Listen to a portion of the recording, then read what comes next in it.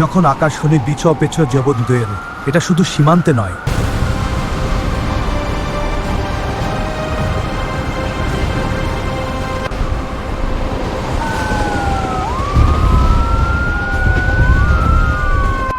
শত্রুপক্ষের হামলা, আকাশ ভেদ করে ছুটে এলো আগুনের গোলা, দেশের সর্বোচ্চ নেতা নিহত।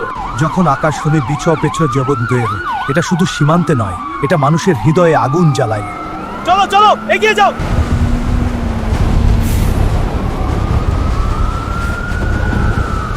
সেনাবাহিনী যুদ্ধ অগুলো, এই মৃত্যু কি শুধু একজন নেতার, নাকি এটা পুরো উম্মাহর জন্য এক সতর্ক বার্তা? যুদ্ধ কখনো কারো জন্য কল্যাণ বয়ে আনে না। প্রশ্ন হলো, এই আগুন কবে থামবে?